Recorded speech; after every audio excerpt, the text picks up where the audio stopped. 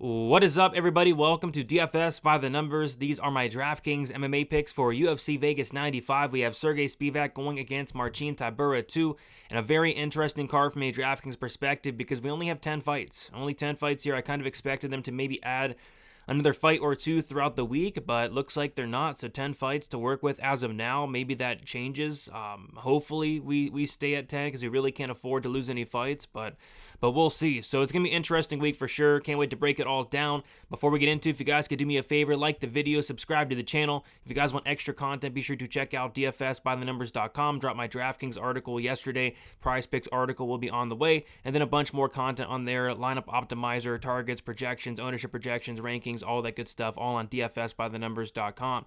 But yeah, with all that out of the way, guys, I say we get into it. We're going to start with the fight. Doesn't go to decision lines, and I think a lot of fights go the distance this week, but there are a couple fights that I do think finish, and the first one up here I do think finishes. It is going to be Gregorio Kazama, minus 225 for the fight. Doesn't go to decision. I'm personally on the Gregorio side here. He's 8,800. I like the price tag there. Kazama, he's had 2 fights thus far in the UFC. He's been knocked out in the first round both times. He's a guy that, has some wrestling, has some grappling, but we've seen that if he's not able to get that wrestling going, just has nothing to offer on the feet. So I think Gregorio can stuff the takedowns here, keep it on the feet, and on the feet, I think he has the power to knock out Kazama in the first round. The concern about Gregorio, though, is if this fight does get extended, I don't think he has the best cardio, but I'm looking for the first round knockout upside from Gregorio here. Next, we got the main event, Sergey Spivak, Marcin Tybura on a 10-fight slate. It's hard to not play the main event this week in some sort of fashion. I personally like the underdog price tag of Tybura, but I think both guys are certainly in play. With Spivak, you have the guy that's probably the slightly better striker here. Tybura is going to be the better grappler. I think we've seen Tybura take down Spivak in their first fight multiple times. If he's able to get some control time on top here, maybe he can get a finish late. But yeah, I just think there's a lot of avenues for the winner to score very well. In terms of ownership, like I said, we slightly higher owned to Tybura here, but I think Spivak's fine as well. But a main event I'm going to be pretty close to 100% owned on.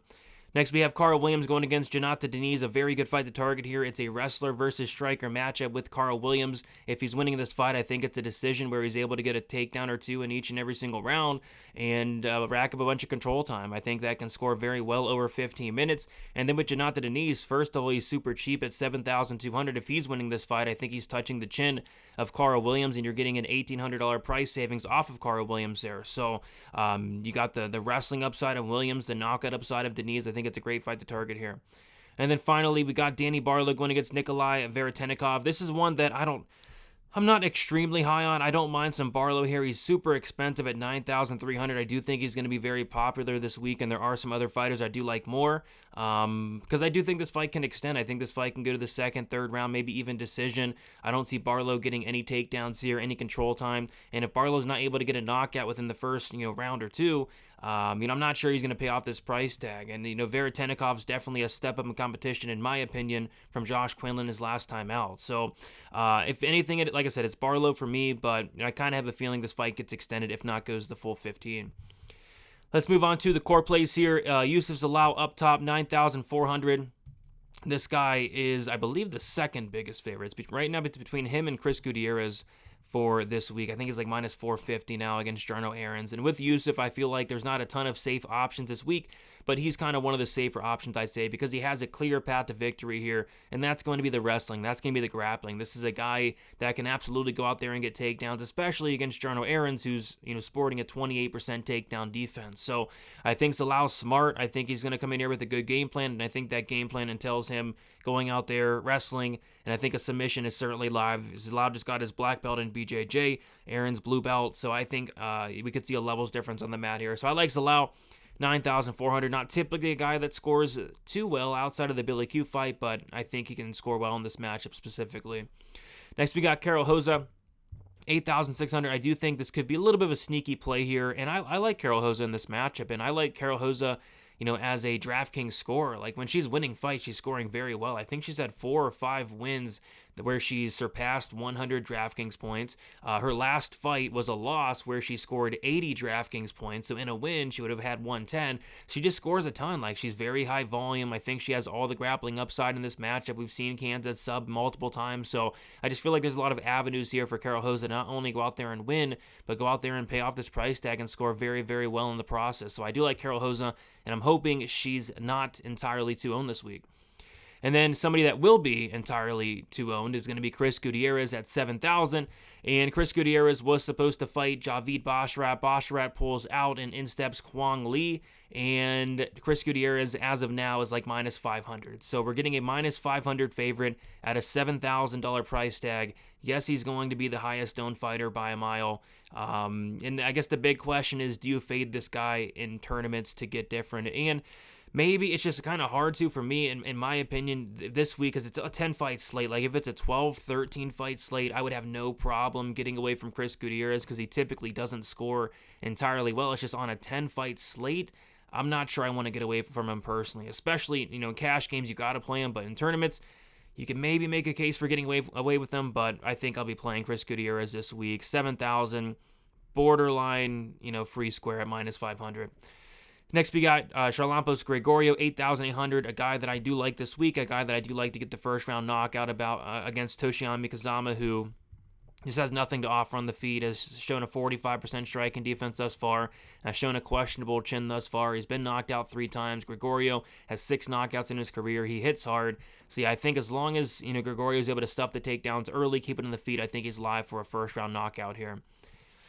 Getting into our GPP plays here, we talked about Carl Williams a little bit. This is a guy that cannot be ignored because his path to victory is going to be a 15-minute decision where he is wrestling. This guy's landing almost 5 takedowns per 15 minutes. He's going against Jonathan Deniz, who was taken down by Austin Lane. So, yeah, there's certainly a path for Williams to not only go out there and win, but go out there and win, rack up some takedowns, some control time, some grounded pound, and put up a very solid score along the way.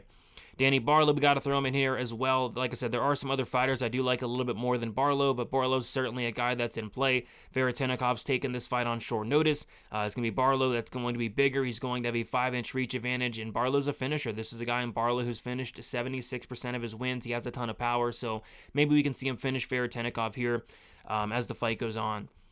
Next, we got Sergey Spivak, 8,800. Yeah, Spivak is a guy that I think will be very popular, obviously. He's, I think, minus 170 now on the money line. So money's came in on Spivak throughout the week. I'm personally on the other side, but, if Spivak wins this fight, you have 25 minutes to work with. I think if Spivak wins this fight, he could maybe even get a finish. We've seen Tybura finish multiple times, and I'm interested to see who's getting the better of the wrestling, the grappling exchanges this time around. Because in the first fight, it was all Tybura, but maybe that changes here. We'll have to see. But yeah, Spivak is somebody that I'll be playing, but I do like Tybura more in this matchup personally.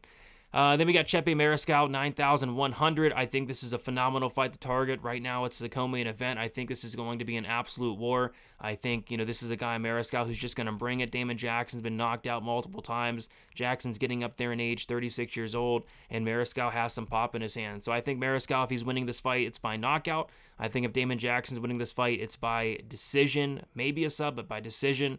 But yeah, I think it's another really fun fight and a really good fight to target here. Moving on to the live dogs, Marcin Tybura, 7,900. It's hard for me to watch their first fight and not think that Tybura is extremely, extremely live here. And yeah, that was 3.5, 4 years ago, but I'm not really sure what's changed since then other than Spivak, putting on some size and Spivak, getting a little bit older. I still think Spivak's kind of the same fighter as is Tybura. So if Tybura can get takedowns here, we saw Spivak not too great off of his back. We could see Tybura maybe getting a finish as the fight goes on. Maybe getting some takedowns, control time as the fight goes on. So I don't mind some Tybura, 7,900. I think he has the better cardio in this matchup. If this fight gets extended, I think it favors him. So yeah, don't mind some Tybura here. Next, we got Talita Alencar, 7,700. I think she is certainly in play. This is the first fight of the night. Another fight that I think is a really solid one to target. On the Luciano side, she has a ton of volume. With Alencar, you have the wrestling upside. She attempted like over 20 takedowns in her first fight against Luciano. She was able to get quite a few of them in the first and second round. The cardio is the one worry about Alencar. We saw her her cardio fall off a cliff in their first fight. If she shores that up a little bit, maybe she can go out there and win a decision. And if she does, she's getting takedowns, control time, all that good stuff. She's a black belt in BJJ. I don't really expect a sub, but she's going to be the better grappler in this matchup. So yeah, overall should be a close fight. 7,700 is not bad for Alencar. Next, we got Damon Jackson, 7,100. We talked about a little bit here. And yeah, if Damon Jackson's winning this fight, it's just takedowns, it's control time. They call this guy the leech for the reason. He's going to take you down, he's going to wear on you. We've seen Chepe taken down outside the UFC by lesser wrestlers. So yeah, the path to victory is certainly there for Damon Jackson. This guy has a 65% submission rate. He's very dangerous once the fight gets on top. And yeah, if he's winning this fight, I think he's like crushing at 7,100. It's just a chin that really worries me about Jackson. But yeah, he's certainly in play at this price tag. As is Jonathan Deniz, 7,200. Puncher's chance, he has a ton of power. When this fight is on the feet, he's going to be very live to land a big shot against Carl Williams. I don't mind some Deniz for that knockout upside. Could be any round for Jonathan Deniz. And then fade is going to be Yana Santos, 8,400. I'm going to probably fade this fight as a whole, and it's tough to fade a fight outright on a 10-fight slate, but I just don't see this fight scoring too well. With Santos, I think she wins the fight, but I don't think she's getting takedowns, control time. I absolutely don't think she's finishing Chelsea Chandler, so I think Yana Santos is a pretty easy fade for me. And then I typically do pump plays, but yeah, not much sticking out. Gutierrez is obviously down there, but we already talked about him. We talked about Damon Jackson, Jonathan Deniz. Those are kind of the plays I like down low this week. But yeah, there you guys have it. Very interesting slate. Looking forward to seeing how it plays out. With it being a 10-fight slate, with Chris Gutierrez being minus 500 at 7K on DraftKings, I think it's going to be a very interesting card here. So best of luck, everybody. Do me a favor, like on your way out, subscribe to the channel as well. Be on the lookout for more content throughout the week, and best of luck for UFC Vegas 95. See you later.